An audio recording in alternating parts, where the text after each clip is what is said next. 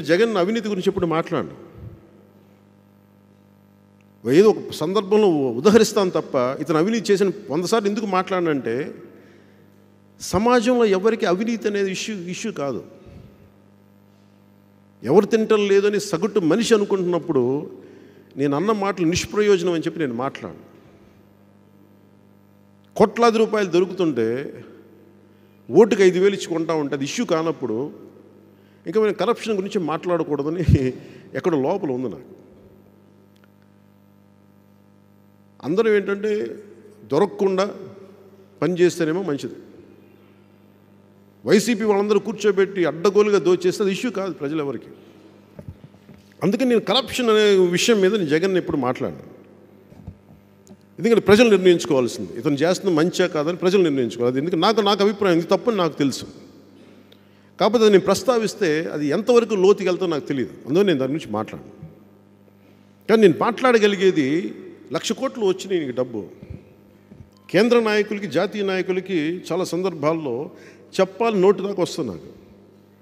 ఎందుకు చెప్పనంటే వాళ్ళకి తెలియందా ఇతను దోపిడీ. రాజశేఖర రెడ్డి గారికి ఎలక్షన్లకి ముందు నడపలేని డబ్బులు లేని పరిస్థితి నుంచి ఒక సాక్షి పెట్టే పరిస్థితికి వచ్చేస్తుంది. కొన్ని 100 కోట్లు పెట్టుబడి పెట్టే పరిస్థితి వచ్చేస్తుంది. జగన్ లాంటి వాడికి రాజకీయాల్లో లేడు. నేను సమసమాజం గురించి ఆలోచిస్తున్నప్పుడు జగన్ వాళ్ళ నాన్నగారి హయాంలో డబ్బులు కలెక్ట్ చేసుకున్నాడు బెంగళూరులో కూర్చొని. నేను సమాజం ఏడుపుల గురించి ఆలోచిస్తున్నప్పుడు బీసీలకి ఎలా ఎంపవర్మెంట్ జరగాలి, అధికారం రాని కులాలకి ఎలాగ దీని అధికారం రావాలి, ఇట్లా ఆలోచిస్తున్నప్పుడు జగన్ అక్కడ వాళ్ళ నాన్నగారి ముఖ్యమంత్రిగా ఉన్నప్పుడు కాంట్రాక్టులు, సిమెంట్ ఫ్యాక్టరీలు ఈ కలెక్షన్ చేసుకుంటూ ఉన్నాడు. సో ప్రజలకి ఇవన్నీ ఏవి పట్టనప్పుడు నేను పెట్టుకుని జగన్కి నువ్వు ముఖ్యమంత్రి అయ్యావు సంతోషం, మీ నాన్నగారి హయాంలోనే ఇన్ని వేల కోట్లు సంపాదించేసావు, మార్కెట్లోకి డబ్బులు వెళ్ళిపోయినాయి, ఒక 30,000 కోట్లు 40,000 కోట్లు అనేది నథింగ్ వాళ్ళకి.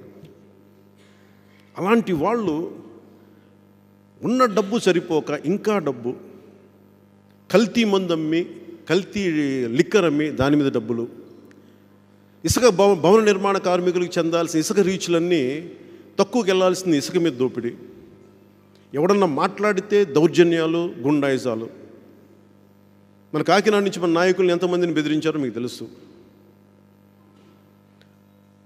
నువ్వు డబ్బు సంపాదన, అడ్డగోలు సంపాదన, వాటికి మించి ఇష్యూ వీటి ఇప్పుడు ఏంటంటే డబ్బు దోపిడీ చేస్తూ కూడా మన మీద దౌర్జన్యం చేసేవాడిని ఎదుర్కోవాలి. ఇది ప్రాక్టికల్గా మనం చెప్పాలి. మన సొసైటీలో ఈరోజు ఉన్నది జగన్ అవినీతి అనేది ఇష్యూ కాదు ప్రజలందరికీ.